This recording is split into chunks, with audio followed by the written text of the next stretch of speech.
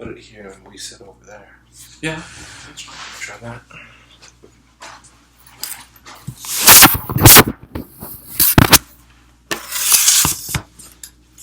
And then we'll be closer.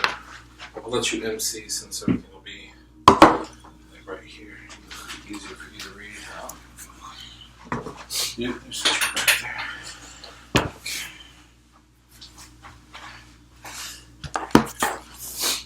It's more important that I have this Pacifico very close by. So, far more concerned about that. Okay, yeah, I like that. All right. Cheers. Cheers. Let's take this baby. Let's start, okay. All right. So we can write on this too, right? I don't think so. I think we can write on that. Okay. You want to spin it around and we face? No, I can just say the answer. We can pull the table out this way more too if you wanted to. No, that's fine. All right. Okay, hey, so welcome to our inaugural podcast of The Answer Is Not the Answer. I'm Malcolm Hoover. This is Justin Randall. And we're going to talk. Yeah. Well, first we're going to drink some beer. Cheers. Yeah. Cheers to doing it. We're Right going to on. talk about it for a while.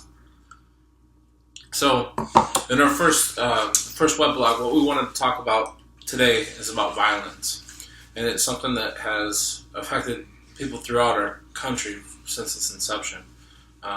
So first we're going to kick it off. Malcolm's going to talk about kind of like our take on what the history of violence is and go from the beginning and we'll pull it to a more current state now. Yeah. Okay. So, violence. I have to say, shit. How do I say?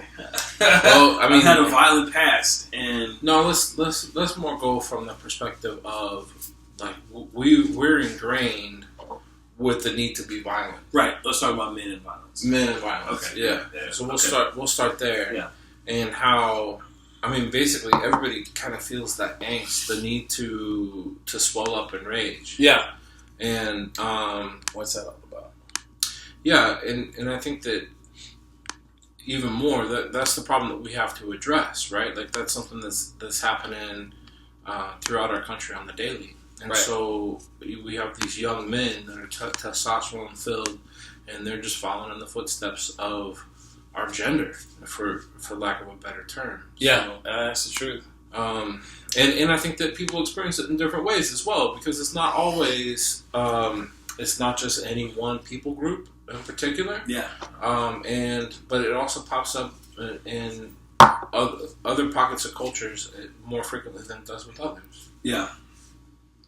Yeah. So there's this whole narrative around maleness and around masculinity that says in order to be a valid man, you have to be able to be violent. And there's a particular level of violence, and there's suitable situations that you can be violent in, like if you are defending your honor, if you are somehow involved in a crime of passion, if someone is threatening you, certainly you have a right to use as much But like violence. more than that though, right? Like threatening you, threatening your family, or threatening a girl. Yeah, Yeah, any woman.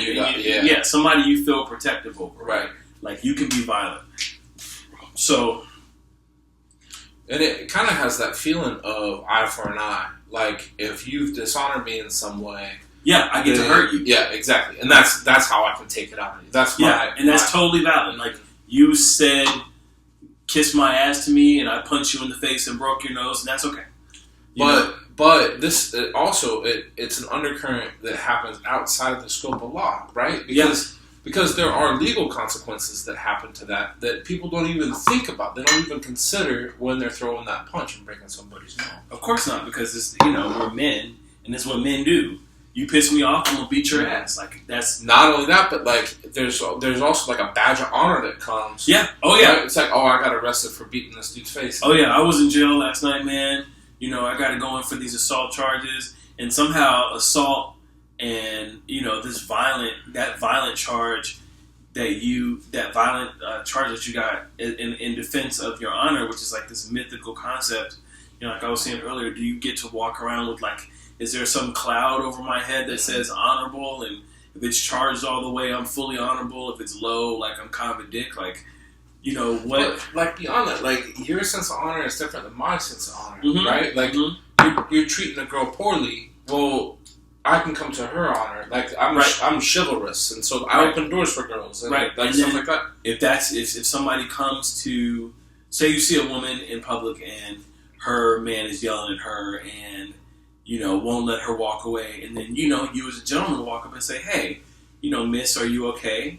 And the guy says, hey, man, get out of my business. And the two of you get into it. Yeah. You know? Yeah. He is going to be validated because a man came and interfered in his personal business, and you're going to be validated because you are a man, right? And you went to somebody's defense, and you saw that there was something that was happening to her, so you felt justified. And I think that's really what the crux of the issue is that everybody that is in this violent circle feels justified in their actions, and it all starts before today, right? Like, I mean, it's like we were raised in that sort of society where it was okay to do that. Our parents were raised in you know, it just keeps on like stacking one on top of the other. It's very progressive. With no alternatives. And so, like, I'm interested in, like, not only first of all, first of all, I had to recognize it was necessary for me to deprogram myself. Like, I have faulty programming. This set of beliefs is not helpful to me at all. It's actually not getting me anywhere. I needed to adopt a new set of beliefs around violence. You know, so how do we deprogram ourselves?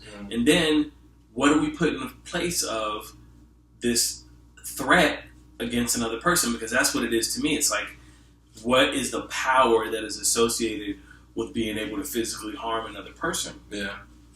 And if I take that away from myself, like, okay, I'm going to not hurt anybody for whatever. I'm not going to be violent. So then, if somebody offends me, what recourse do I have other than telling them, hey, you hurt my feelings? They don't give a fuck about hurting your feelings.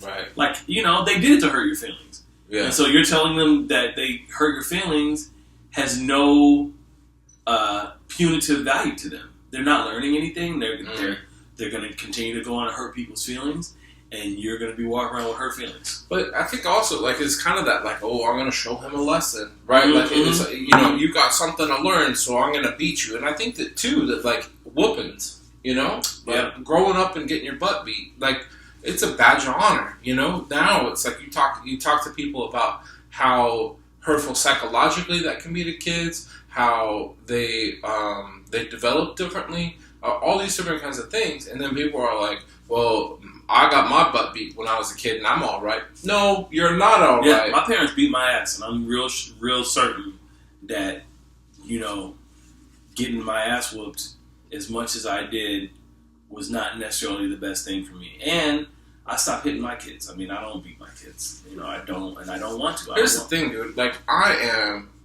huge. I'm 6'5". I'm built like an offensive lineman. My daughter is 30 pounds, and she's like 2 feet tall. Yes. Like, I don't need to be validated by whooping up on her because she's not gonna learn this anyway. Like, it's not gonna be like, oh, well, I shouldn't do that anymore. No, it's gonna be like, that dude was really angry at me, and now I don't like my dad.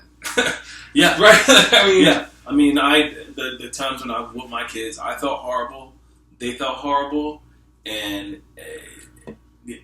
on every single time, whatever it is that they did to get their ass whooped, it happened again anyway. So, right. You know, it wasn't the definitive, you're going to stop doing this, you know, and I don't, also, the other thing for me is I don't want my daughter to ever be used to a man putting her hands on her. Yeah. And to be able to justify that. Like, you did this, so you deserve to get beat. I think we need to talk about that another time. Yeah. You know, just in general spankings. Because that opens up a whole other thing. But just in general, like, I got whooped, and then when I got to that age, when I got angry, what did I want to do? I wanted to whoop. Like, I mean, it's really kind of, it feeds into itself, right? So you start at the home, and it's, you know, people get whooped at home, and so then they're like, oh, well, this is the way I need to deal with it. I need to teach people lessons. And now we're starting a conversation about honor and all that kind of stuff. But then, like, as a nation, look at us as a nation. Yeah. Right? Like, we're like, oh, you're a communist, so we're gonna go show military force. Yeah. Or, like, you know, even these terrorist things that are happening within our country. 9/11 happens, and it's like, who's gonna pay? How are they gonna pay? Yeah. Right. Who ended up paying? We did. Americans did. Yeah. No, with our tax dollars, with our American lives, and Iraqis did, who had nothing to do with it. Yeah, right. And like WMDs, like it's people trying to hang shit on other people, you know. And it's just it feeds into this indefinite loop where it just keeps on happening and happening and happening. Yep. And I think that's why violence feeds violence. Yeah, but dudes like MLK, Gandhi, you know, these cats that are preaching that nonviolence, you know, like let's have a message, let's have a purpose with, you know, with the things that we set forth. That's why they get so much play, because it makes more sense. That how do you break the violent cycle? But you have to end the violence. You do. I mean, you do. And the thing is, like, you do have to end the violence. But I think about me when I was growing up, I didn't have a chance not to be violent. There's no choice. Like, I was beat up and I had to defend myself. And the best way for me to defend myself was to be more violent and more brutal than the people who were attacking me. And, I think as a deterrent to them, because that's actually what they were looking for. They were trying to figure out not even just who are we going to bully, but what's going to be the pecking order in this neighborhood. And my violence... Very hierarchical, right? Yeah. Yeah. Like, here's the toughest guy. Here's the alpha. Right. And then if you want to be the alpha, you got to take out the alpha. Like that kind of exchange. Or you got to be... This was my tack. I never wanted to be the alpha. I wanted to be the person who they left the hell alone. Right. So I was the lone wolf. I was the Ronin. You know, it was like there's all these dudes would routinely fight each other, and I just wanted to be left alone. So if you came to fight me, I just hurt you. Yeah. So you wouldn't want to fight me again. Right. You know, and it was like I didn't pick fights. I just stopped them. And if somebody scrapped, then you scrap, but that's it, right? Like, I mean, you take it to that level, and you're like, listen, are you done? Yeah, right. But like, but I think I just body slammed you into this car. Are you finished? Right, because we can go again. Yeah. But I think that you know, the America that we know and love, right? Like this America that everybody's fighting for, or the concept of America that everybody's fighting for. I don't know and love America. But I mean, I don't know it. But that's the thing, though, is that like it's very violent, and it has a history of violence too. Just outside of the wars, outside of all that kind of stuff, but just on the streets with the riots and just like as people groups, the treatment of people over the years, you know, through the ranks and all that kind of stuff. The military, man. I mean it's put on a pedestal where it's like, that's where you need to be. It's ritualized violence. You know, I mean, I was in the Navy, and you know, we as recruits asked a lot of questions about what happens when you're put in a position where you have to kill somebody. And you know, the answer was usually something like, you have to follow orders, we're not here to question orders. But it was really clear from the people who had taken life that it was a horrible, terrible thing. You know, like really horrible and terrible. And a couple of guys told me things like they had lost parts of their soul and their humanity, and like they didn't feel fully human anymore. I mean, it was like a really high price to pay. Yeah. You know? Yeah. But I guess, I mean, that kind of feeds into the question that I would have, is because it's really glorified. It's glorified in video games and sports. Like, you know, I play football. I want to rip that dude's head off. You know, like how that happens. It's in the news all over the place, and there are these raucous debates that are coming up, and it's about the race war. And it's about gun control. The race war. There are so many different kinds of things that are happening. You put that in the parking lot. The race war. Yeah. We need to talk about that one a whole another time. Put that in the hopper. Yeah. The race war. But like, but it's in our news. It's on the media like all the time. It's in our sports. It's on video games. It's in movies. Yeah. You know, like even cartoons. You know, video game on my phone. I'm playing Mortal Kombat. And Mortal Kombat. Yeah. It's pretty alright. I'm a peaceful person. I'm gonna kill him. Yeah, I mean, for a long time, my favorite video games were shooters. You know. Yeah. It was like sniper games. But like, how can that not? And I understand that the argument, you know, against gun control is that, you know, bad guys are gonna get the guns or whatever. But like, how can desensitization not come with the fact that kids are shooting people in the head all the time. Right. Like they have to. How? Yeah. Like murder becomes a cartoon. Right. And so like that becomes ingrained. Like that is an undercurrent. That's the string that we're making this coat with. Right. Like I mean. Right. That's the clock that we're cutting this from. Is that like you can't get away from violence, and it's made humorous and funny, and people are like, I got 10 lives. No, you've got 1 life. Right. Like use it smartly. Right. And they don't use it. Right. Yeah, I mean that's the video game culture that has people believe that when you shoot somebody they just fall down, or like if you get shot in the head somehow. You're going to get another life, and you're not. You're going to get shot in the head. Your brain's going to be spattered everywhere. Your head's going to be in pieces, and that's it. I really think that like people, like they know, like they have to know that this is one and done, but they still engage in this kind of risky behavior. And I think too, I mean, I don't know, like I think that on a spectrum of happiness, right? Like you've got somebody who's ecstatic and doesn't ever want to die. Right. And then within that spectrum, you got people who are afflicted with whatever you name the disease, cancer, AIDS, like the list goes on, right? Right. And they fight. They're like, I am not going to die. I want to live. I want every ounce of my being is here to live. And you got people on the other end of the spectrum who are like hate themselves so much, and their insecurities are so great. All they want to do is die. All they want to do is die. And the fact of the matter is that they're healthy, they're young. They're smart. They have everything going for them. Beautiful, a lot of them. Yeah, like all great that, careers. Mm-hmm. You name it, and right? It's suicidal. And they just want to go. And so sad. But that feeds. I think it all could come from the same well. It's water that's being pulled up from the same well. Yeah. Right. Yeah. Like I mean, it's coming from this whole like.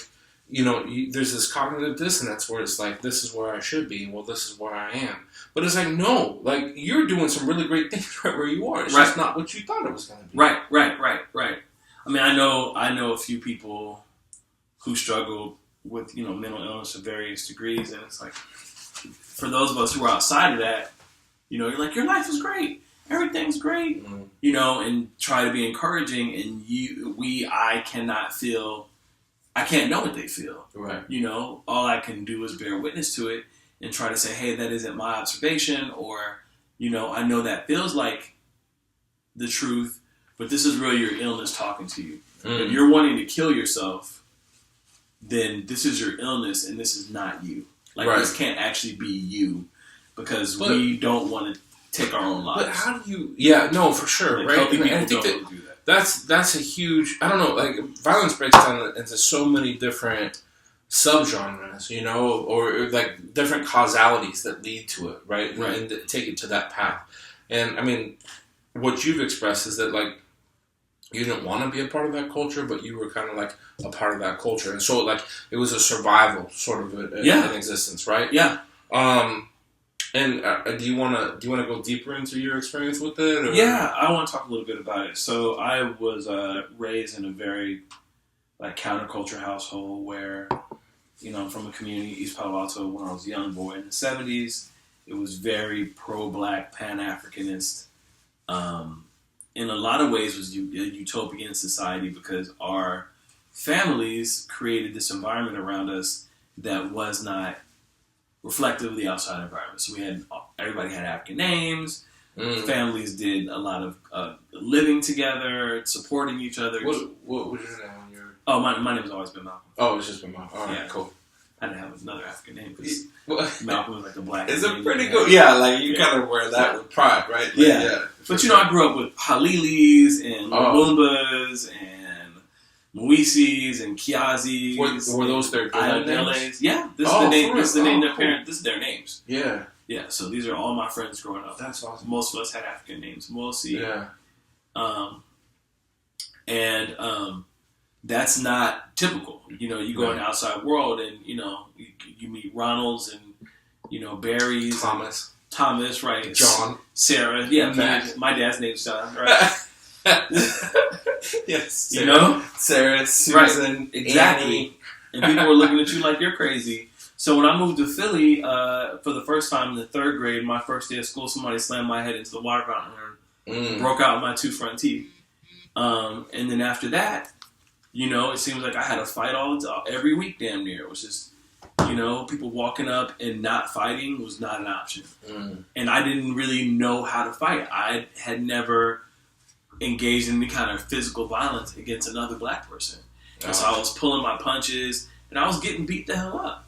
And I had to make a real conscious switch, and it was really hard for me to push myself to be violent, to hurt somebody. And the compromise that I made in myself was, I will fight this person until I get them off of me and I can get away.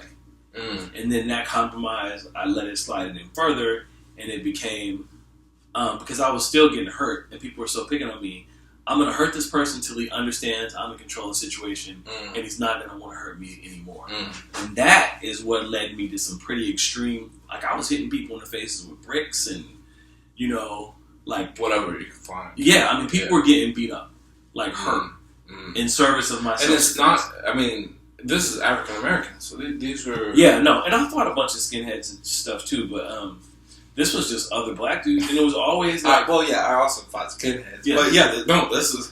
This is in my community, and it was like always on some bullshit, like, oh, you're picking with my friend, so now I gotta defend my friend, or somebody call me a name, and then want to get in my face, or I'm in the wrong neighborhood, or just always something completely stupid and unavoidable, like, not any good reason to be fighting, and if there is such a thing. And so my response became, I became a very violent person, and I needed to get out of that situation. And so when I graduated high school and it came time for me to go to college, I picked UC Santa Cruz, not primarily, but one of the big reasons was it was so far away from Philly and that environment that I didn't think I was going to have to endure. Yeah, I wasn't going to have to fight, But what I realized, and what I've realized over the years, is that I was trained to be away, and it doesn't matter where I am. You'll find that. Those impulses still live and are still very active, and I have to consciously make myself act a different way. And it's transparent to the world, but to me, I feel it. When did the desire to not be so violent begin? Like, when do you feel that? Do you think that it was a result of the pain that you had inflicted? Like, and did you enjoy that ever? No. So, like, when that was happening? No, man. I hate fighting. There's something that is good about combat and sparring, and that you're meeting a person as an equal with respect, and there is honor in that, and it's a test of skill, and if you get hurt in a test of skill, then it's a negotiated thing. You understand you got hurt. It wasn't malice. If somebody's picking on you, then it's malice by definition, and you have to meet it with not necessarily equal or more malice, but you have to meet it with a force that's able to disarm the malice. And it was never good to me. I never felt good. I didn't feel good defending other people. I just felt like it was the right thing to do to protect myself for other people, but it didn't necessarily make it a good experience for me. And so sometime, I guess, after I fought this kid, Darren, I was 17, and I got hurt really bad. Like, I was limping, and my eye got all swollen. I had scar tissue on my retina because I got knocked down. These guys jumped me, and I got knocked down, and I'm partially blinded in my right eye. I just was like, this is too much. I can't live like this. Yeah. Like, this is not a good way to live, and if I keep trying to live like this, like, I'm going to get more hurt, and somebody might die. Because I still got up out of getting kicked and jumped on by 10 dudes, and I was still able to, do a lot of damage to the people who had originally attacked me and walk home.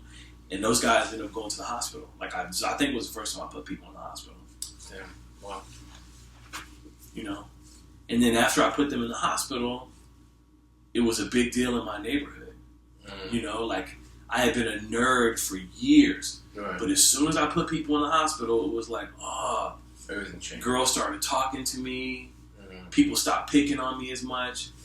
And it was like my esteem didn't come from like being a good football player, which I was, or being smart, which I was, or nice, or any of that. Mm-hmm. Like having the paper route, like it's like a little mini celebrity status. Or something. It was like, oh, he beat the shit out of them dudes. Mm-hmm. He put them dudes in the hospital. Mm-hmm. Like, that was it. And it didn't matter what your effect of it was. No, it was just the result for them. Yeah, they had to go to the hospital, so I was a bad man. Yeah, and I didn't like it. I don't like being seen that way. Yeah, and it's a major part of my self-image, and I think of a lot of self-image for a lot of men is our ability to be destructive. And I know mine is really high.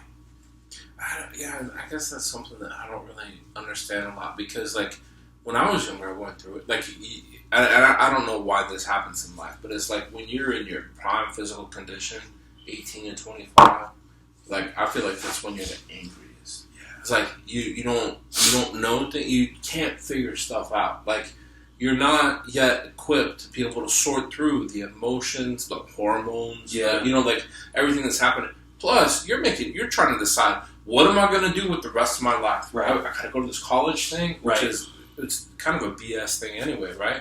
But I remember, like, for me, how it all came down. I was volunteering in Mexico. I was working with a ministry, a charity down in Mexico, and I was really close to my grandmother. It was like I had been there for about a year, and my grandmother passed away. Mm-hmm. And it was just like really weird because I moved to Mexico in September. My grandparents moved to Phoenix, where I had been living for a long time, in November, right? Mm-hmm. And so then I decided after a year I was going to stay in Mexico and keep working with that ministry. Mm-hmm. It was like an internship, and it just kept on after that. But then my grandmother passed away in that November, and I was like, you know what, I'm living for God. Like, this is my calling. This is what I'm supposed to be doing. Right. And so I'm going to stay right where I am. Like, it's not going to affect me. Well, it affected me. Like, I got really depressed, and I remember there were some different times that this happened. But like, when I was by myself, I was like yelling at God. I was like, no, like, I remember, this is stupid, but when I was a kid, I remember I prayed to God. I was like, Lord, I want Mimi and Papa, my grandmother and my grandpa, I and my cat to all die on the same day. Aww. I was like, I don't want to live without them. Like, it was like I was that tight with them. And so then when my grandmother died, I kind of, that carried over for like 15 years since I made that prayer or whatever. I thought it was like a covenant between me and God that like how dare you? Like, you take us all at once. I should have been dead too. Like, let this be the reckoning or whatever. But but like, yeah, it wasn't. I mean, it's just those things that kind of they hang with you. But I remember that was really kind of the start of it, because after that, like, I got really angry at God, and that's when I started gaining a lot of weight, But I was just so angsty, like, and this is the thing, man. Like, I didn't get religious. Like, I got religious right about 18. Mm-hmm. So all going through high school, I was in the band. I was a nerd, like, and they weren't kind to us back then. They called us band fags, Yeah, buddy. Yeah, now they're band geeks or band nerds or something. Mm-hmm. That's probably going to be outlawed here in the near future sometime too. But like, it was, I never knew how to deal with anger. Yeah. I was never taught how to deal with anger, and I never really had a blueprint for it either, And so I just remember I was just angry all the time, and I would, like, stare people down. And so many men in America are. Yeah, and that's the thing, is that all this kind of thing, like, nobody really knows how to do with it. How do you handle it? How do you express it? How do you let it out in a way that isn't harmful to other people? And I think that, that's something. That's a question that we hope to answer, at least to kind of bounce off a little bit later. In this session. But what I found, though, first of all, I found metal, which is kind of stupid. But at the same time, though, it was my music, because I'd go to clubs and they'd be playing pop and hip hop and all that kind of stuff. And I would get more anxious. I'd feel more anxiety because it didn't speak to me. It wasn't my music. Right. And then I could dig it. I found metal, and then that's when a lot of things changed. And then I started to be able to afford to go to shows. Yeah. When I get in the mosh pit. Yeah. And if you can imagine, man, mosh pits. I mean, mosh pits, they're usually like collisions. You know, it's just people bouncing off of each other, and it's usually in a circle or something like that. Yeah. But that's kind of like I don't know, it'd be like in the 90s, it would be like your goth band or whatever, you know, like your Pearl Jam or something like that, you know, Nirvana. But like a real metal pit, that those guys circle up, and then it's like everybody that's just going in one direction, right? And so, but I would be going the opposite direction. Right. So I'm going against the grain, and it's brutal. It's really brutal, but it was that, for me, it was that fun kind of, like, I gotta get my frustrations out, so I'll go to a pit. And it was... And just throw yourself. It wasn't hurting anybody. Like, it was expected, you know? Like, I was always cautious and cool with everybody, you know? But being as big as I am, like, I don't really experience... Like, nobody picks on me. I might have, like, a little guy, which is weird. Like, little guys that will come and pick on me. It's almost like they got a chip on their shoulder. They got something to prove. But usually big dudes, like, we cool. Like, I'm just... like, what's up, big dude? He's like, what's up, big dude? Like, we're all right. Yeah. So, you know, I don't have the need for altercations. Like, I haven't. Nobody's fucking with you. No, rightfully so. And that's the thing, is that, like, all I need to do is land once. You know, like, you can hit me 4 times, and I'll stick you once, and you're gonna go down. And worst comes to worst, man, I ain't gonna be punching you. I'm gonna be tackling your ass, and then I'll sort it out down there. Right. So, but I don't think that, I don't know, because I never experienced that. Now I'm at a different stage of my life where that's not what I want. That's not what I'm about. Yeah. And I think that, like, how do you transport people from, you know, 18, full of testosterone, full of angst, full of, my parents don't get me, I know everything, I want to move out, to this stage of kind of like zenning out and kind of being more at peace with who you are. Yeah, I mean, we don't have a safe space in America for young men, other than the military, for young men to express that. But I don't even think that's really healthy. Or it's not. Or safe. I'm saying it's not, and so it's not, because it's the military. And it's still hierarchical, right? Death. Like, you're still having, like, the alpha male who's asserting himself. And it doesn't matter how the order of, like, the lieutenant or captain or whatever. Like, it's the guys that are sharing the barracks and stuff together. The enlisted. Like, so if you don't play sports, you still have your system. Yeah, and it's ranked. So if you don't have sports, right, to have a healthy physical outlet, if you don't have something where you can get out and, like, you know, move around and bounce off stuff for other people, if you don't have that, for the people who don't have that, you know, where can they turn that's validating? And, like, I think it's interesting to look at other cultures, you know, like Africa, you know, with its thousands and thousands of cultures, is war-torn right now. You know, so, like, obviously Africa has not developed as a continent or as any kind of common cultural system, a system that maintains peace. I mean, maybe sometime, you know, hundreds of years ago they had it, but post-industrial economy, post-colonialism, you know, no African wisdom has jumped up to reclaim and spread peace across the African continent. You know, Europeans have had war, you know, constantly since World War I, and now I think for whatever reasons they found a common interest. America is exporting violence all over the world in the interest of capitalism, right? You know, in the interest of us acquiring cheaper goods and finding a lower base for a lower to find workers we can pay a lower wage to, lower class of workers.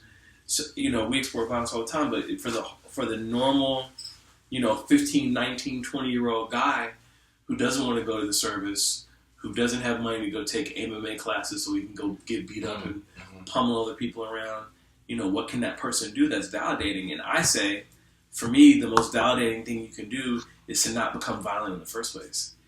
You know, is not to buy into it. But, like, culturally, though, like, we're not at that place yet, because that's probably the same dude that got beat as a kid. That's probably the same dude who was on the playground, either got bullied or was bullying, right? Yeah. Because there's usually those two camps, right? Right. You're either one or the other, you know?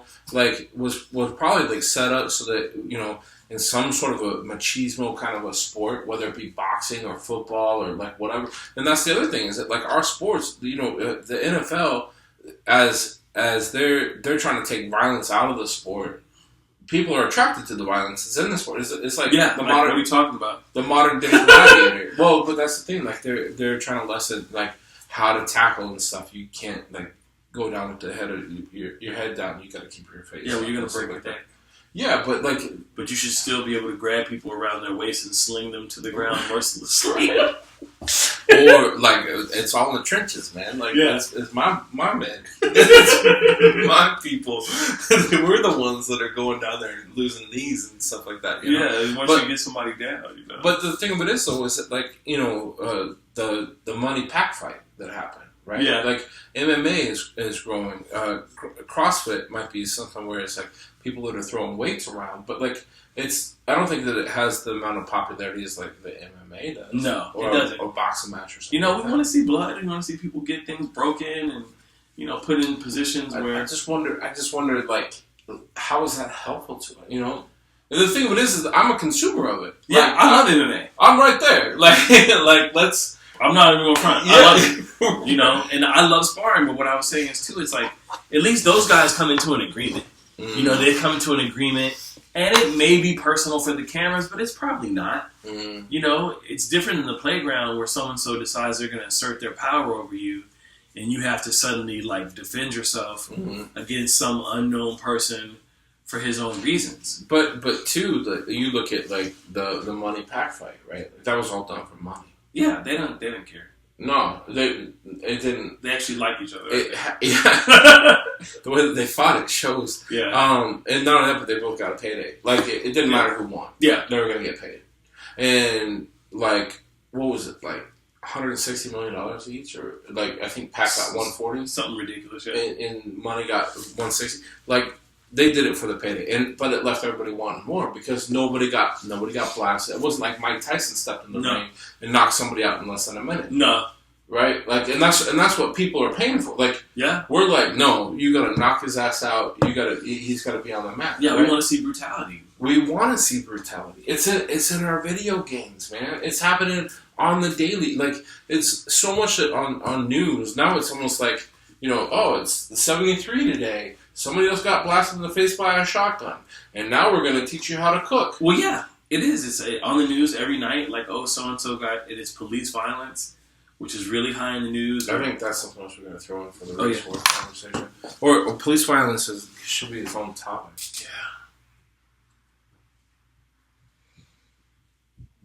Yeah. But ultimately, like, that's what people want more of it. And that's why these video games are selling. That's why these movies are still going. That's why there's MMA. Like, and how it's like this maturation, right? Because there was boxing, and boxing was fine. Oh, yeah. But now it's like, no, that's not enough. Well, first they had bare knuckles boxing. Just in a ring, no ring, just some dudes standing around. But yeah, bare knuckles, I'm going to hit you, you're going to hit me. Whoever goes down first is the loser. I mean, that's some real shit. You know what the thing of it is, though, is that, like, the NFL, for example, like, that's not even, like, a real, like, rugby? Yeah. Those dudes, they're, like, built like me, but fast and fit. Yeah. They're, like, running and lofting the ball. But they're built like brick houses. Yeah, and then there's, like, 9 dudes that'll jump on your head. That's insane. Yeah. Like, it's ridiculous. But they're not wearing helmets. They're not wearing any kind of pads. It's just like mano a mano. Like, let's see it. Let's sort this out. We digress. We need to get back to the topic again. Okay, so where are we? What are we touched on? So we talked about like our personal how we both experience violence, and I think that both now we're middle-aged men. Yeah. So let's talk for a minute about like. What are some solutions to the problem? And I think this kind of feeds into, the podcast, why we called it The Answer is Not the Answer. We probably should have led with this. But the reason why we called it The Answer is Not the Answer is because this is a question that any answer you give isn't going to be the right answer because it's not going to fit the need for everybody. Yeah. And so, and I think that those are the things that we're going to be exploring moving forward as well, right? Yeah.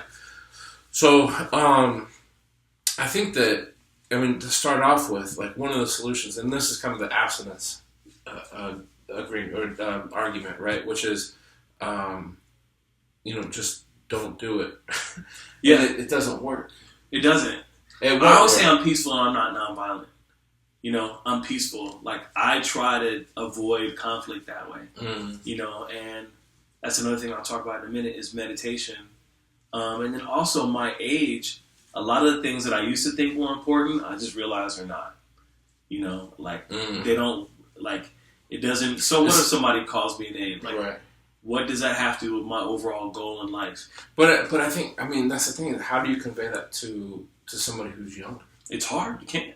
It's something they have to experience. Yeah, the value system of the world. They're going to have that chip, and I think that what you're talking about now is that what they've been taught is what they know, right? But they haven't experienced it, and they're not going to experience it, and so over time, it's going to dole out that sense of pride, of arrogance, of the studliness of showing off, of cocking around, roostering around or whatever.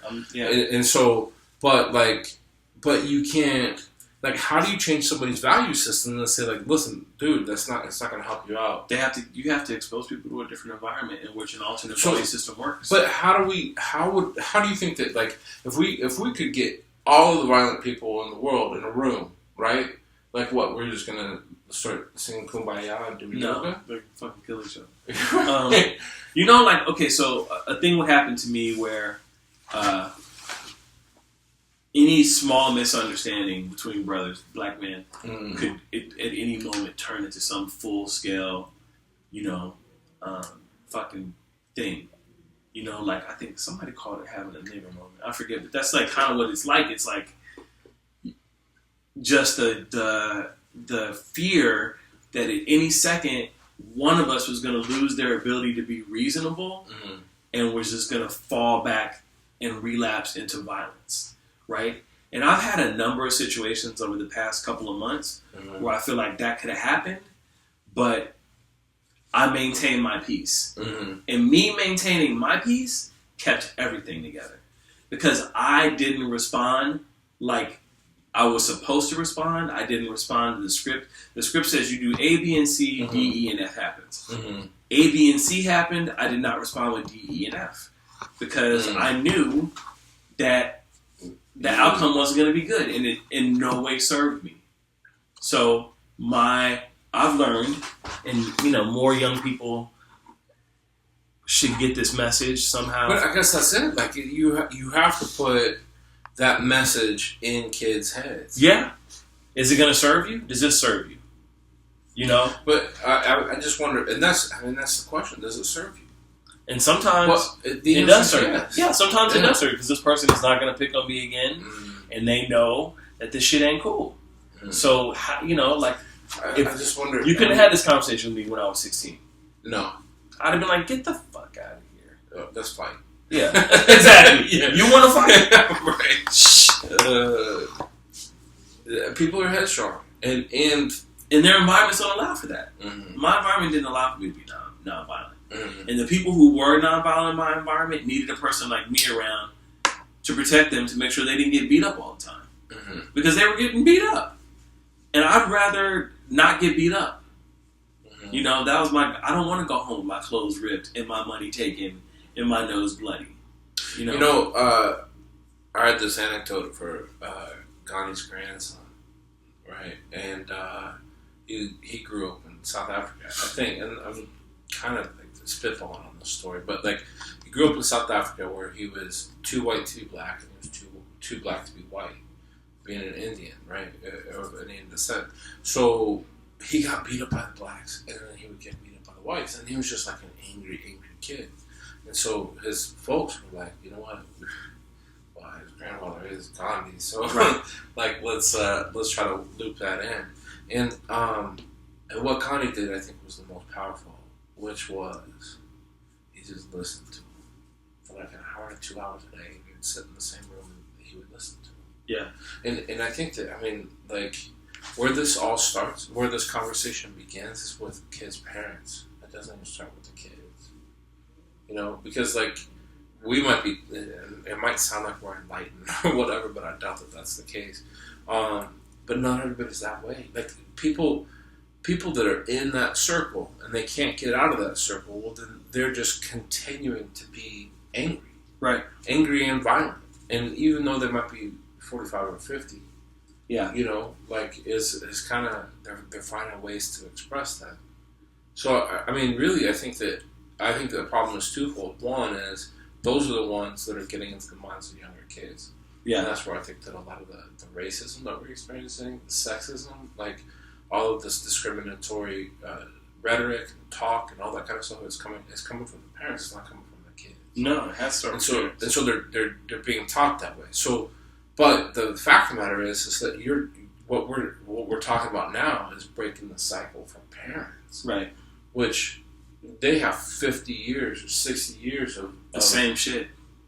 Just that this is how I deal with it. Yeah, you can't teach them no dog new tricks. Yeah. Like how am I gonna do that? I could have never told my dad, "Dad, you need to be nonviolent." My dad slapped shit out. Right. Or worse, punch you. Yeah. In the gut. Say it with chest. Take it like a man. Yeah. Oh, that's the problem. Don't you understand? Yeah. Taking it like a man is walking away. But then the second tier is being able to express the kids, because like you might have the kid that is high energy, high sprung, and is violent just with because he's very energetic or she's very energetic or whatever, right? And there's all that kind of scratching, whatever, that kind of stuff happens. But I'm talking about kind of kids in, between 5 and 15 or something like that, And then, but by that age, they know, now they're making a decision to either engage in that violent behavior or not, or walk away. And one of my nephews, my younger nephew, he does not. He's a very peaceful kid. Mm-hmm. The dude's only 10 years old, and he doesn't want to be involved with that. He doesn't want to be engaged in it. And so then he's big enough where he doesn't have to be forced into it, which is it's a nice thing. But that's happenstance. What about the little kid who keeps getting picked on or bullied or whatever? But I think that my ramble is just trying to get to the point that you got to do a re-education of parents, and you have to do a new education, an assertion of values on kids. I agree. But I don't know, how do you we sprinkle some fairy dust and then fairy dust, and the society has changed. I think that we are entering a place in our society where a lot of the things that we look at up until including right now are acceptable, we accept a certain amount of racism in society. Oh, it's just the way it is. These people are old-fashioned, da-da-da. Mm-hmm. And it's we accept it because we've had it for so long. It's just, and now it's to the point where, it's just not tolerable anymore. Right. We can't have any... the pendulum's got to swing all the way the other way, where this shit is totally intolerable. Anything that even looks like it is not okay. Right. And then, because it's been this way for so long where anything was okay, So we got to go all the way over here, I feel, so that somewhere in the middle where we can agree, what, if this is the most ridiculous concept, what's an acceptable level of bullshit that we're going to deal with, in society can still move forward and not be handicapped. What you're talking about, be the same way. There has to be a movement around it. And it has to, because... there is. There's a men's nonviolence movement. Yeah, but the thing of it is that they look like a bunch of wussies. But the thing of it is that how are they getting the message to the people? How do people know that this exists? Nobody wants to be nonviolent. Violent people don't want to be nonviolent. That's kind of the way that it goes. This is ridiculous. So you have to get them where they are. I don't really that's the part that I'm saying is that I don't know what the answer is. I think that you uncovered it. You're like, oh, yep, it's the parents. You got to deal with the parents. But then it's the family, and then it's the larger society around the family. How do we shift our? It has to be grassroots, right? It has to start in the neighborhood. Yeah. So if we had different alternatives for kids to exercise these violent feelings, But I think that kind of just talks about in general. We need to have the conversation about being present. because kids aren't present these days. Meditation helps. Meditation, but I think that just, I don't know, like going through that, like, how do you feel? Like, just some simple questions that you can ask kids on the daily. Or it's like, let's cycle through this. You know? Yeah. What do you see around you? Tell me, yeah, exactly. Like, what happened in school today? Practicing Who did you play with? Yeah. Like, being present, it has to play. I mean, that's a key component to the way that I parent. Yeah. You know? Yeah, I see that. And my daughter's only 2 years old, but and she doesn't know a lot of the questions that I'm asking her, but still, like, she's getting used to it. So now it's, you know, I ask her when she comes up from a nap, how was your nap? Was good. And then she'll say, she's amazing. And then I'll say, like, were you tired? Yeah, tired. Aww. And then I'll say, like, did you have any dreams? He goes, dreams make me cry. And I'm like, but baby, dreams don't make me cry. Like, dreams can be good too, you know? But that's the thing, is that, like, that's our routine. But it's not, like, that's how she answers those questions. Yeah, so you're getting her used to it. Over time, it's going to shape. Like, over time, she's going to be like, yeah, it's like, well, or, I got a crick in my back or whatever. Okay, how was school? Yeah. You know, I had a beef with so-and-so. All right, well, then let's sort that out. Yeah. So, and I think that, like, what I use is by talking to her, by asking her a question. Yeah. And what I want to encourage is a safe place for her to be able to express herself and to be able to state how she's feeling, you know? Right. Because what she's been doing now is, like, when she gets mad at something, she'll just take it and throw it down. Right. And that's an expression of violence. Right. Right? Yeah. Like, that's saying, like, I'm mad at you, I'm mad at this situation, and this is how I react to it. Right. It's a release point. Can't take the shit no more. And so, but that's the thing, is that, like, what I'm trying to teach her is, like, it's okay to be frustrated. It's okay to be mad, right? Like, and I think that that's part of the society says you can't be mad, you can't be frustrated, right? But, like, it kind of comes from that start of, I don't know how to feel this way. Right. I have to express this somehow. Right. And it comes out in a violent statement. Right. And that's, I mean, honestly, and we'll talk about this a lot more later, too, when we get to that topic, but race war. Like, all this shit that's been happening, everything that's coming down, it's like, this is the only expression that I have to do is riot. I have to riot. I have to go out into the streets and I have to show my love. I get that. I get that from, like, from inside of myself. I have to make a statement. Yeah. And it's not healthy. It's not helpful. Yeah, it's not. Well, there is some utility to it, though. I mean, it's been shown that like social change comes after riots. Right. Because people understand. They're like, oh shit, they really are upset. What is it that we have to do to, like, you know, calm these motherfuckers down? But I think that's something that, like, that's like pre-Fox News. Right? Because, I mean, now, I mean, the Fox News is such a detriment to our society just because it talks about, it always takes the opposition. It always takes the other side. Right? Yeah. So Michael Brown gets cut. Oh, we're almost at an hour. All right. Well, we're going to wrap this up soon. And we can edit it. I mean, we can edit it down. All right. Well, I think parts, but I think that this is... Yeah. Maybe we'll just leave it. Guys, we're just going to leave it. You're going to have an hour. But, like, Michael Brown goes down. Oh, well, he was a fairly violent kid. He deserved what he got. Eric Garner, well, he was selling cigarettes. You know, like, everybody's got an excuse for why the police reacted the way that they did or whatever. This is race war, police violence. Well, it's a glorification of violence. Like, this is everything that we're going to be talking about in future conversation. The thing is crazy. I wrote this today. Right? So all these incidents, it's a string of unconnected, isolated incidents that's been lasting for 396 years. With the same pattern. It's this overtone. It just goes over everything. Yeah. Right? And then and the fact of the matter is, and then what, a white dude goes into a church and shoots up 9 people, and they, you know, oh, he's a lone wolf, he was crazy. Yeah, and then he writes a manifesto. It's idiotic. The dude, like, in essence, he's being glorified by his action. You know, James Holmes, same thing happened with him. Shot up a movie theater, right? Yep. Like video game style. Like, it's and I think that these are the core elements. Like, what we're talking about is that those guys knew that they shouldn't have done what they did. Like, that's what it comes down to. Yeah, they knew. But it's the cops, it's the kids, it's, and that's the thing, is that, like, white folks are all arguing, well, you be cool in your neighborhood, black people, and you treat other people right, and, when the cop pulls you over, show them some respect. Right. Be cool and it'll be alright for you. Yeah. I don't think you've been receiving the same message that we've been receiving. I think how it works. But I think that, that's a different conversation. We'll talk about that later. But regardless, a lot of things that have been happening in the minorities neighborhoods and stuff like that, the crime and stuff that breaks out, it's not newsworthy. Right. Because that's just what it is. But it's that violence, and so there's an expectation for that violence.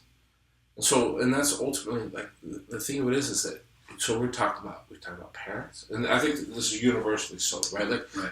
You have to show parents that violence isn't the way. You have to approach kids so they can figure out what serves them best. Right. But then I think that we have to. I just lost it. I think that from a global perspective, we need to. I just completely forgot that point. From a global perspective, let's just get into it. What was I going to say? I don't know. It was going to be good. I know. It's going to come back to you. Shit. Don't worry about it. So I was going to say that, we have to start to reframe. It's a big thing. I mean, we have to start to reframe the discussion around what violence is. Mm. Like, by the time it gets to my hands and feet, it's too late. Mm. It's too late to stop. Violence starts in that emotional state where I react to something that hurts. Mm-hmm. I'm hurt somehow.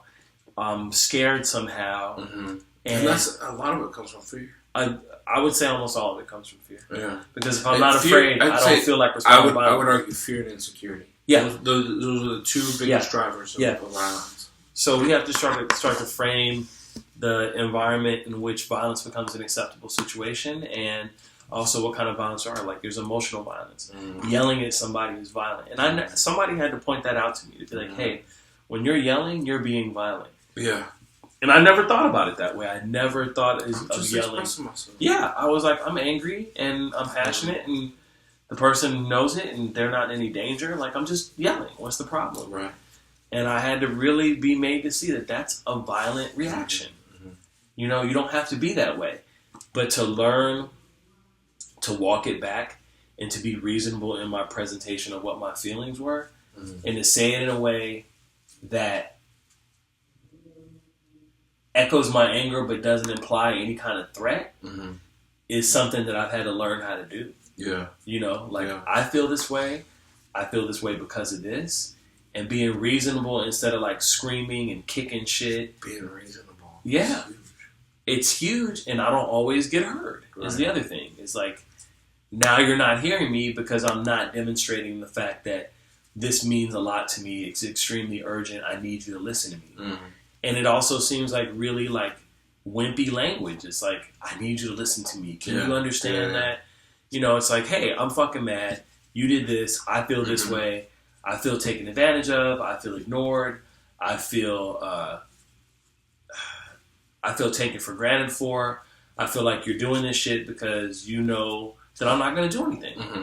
And, surprise! Right. Like, I'm going to do whatever I want because you're not going to do anything. Right. And it's like, mm-hmm. What are you supposed to do with that?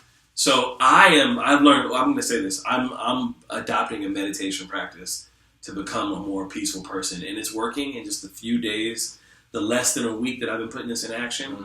every single time I've gotten angry, with the exception of one time, I've been able to meditate, drop into a state where I'm not thinking about anything, become more present, and reassert a calm attitude. And it's been very helpful, mm-hmm.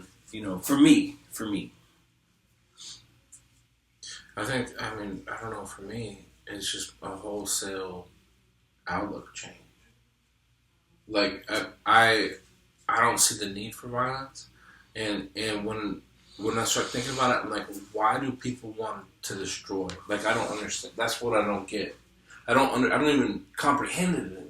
Mm-hmm. But then I started thinking about 15 years ago when all I wanted to do was destroy.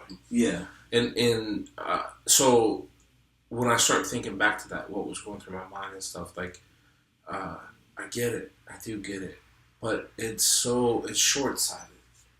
You know, for me to be able to be like, let me get my emotion out, right? And then the next day I gotta clean up that mess. This is my neighborhood. This is where I live. This is my home. Right. You know? Right. Or this is my loved one. Right. Or like however that goes. It's right. I think that sort of a violent outburst is so destructive for the long term, even though the thing gets hurt for a short time. Right. Because things can get fixed. Yeah. People can't. No. So yeah, I think that we have to hit people where they are, right? So it's the parents and it's the kids. I think that's. I don't know how to do it though.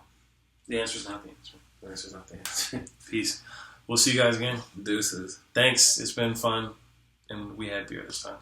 And probably next time. Yes. Probably every time.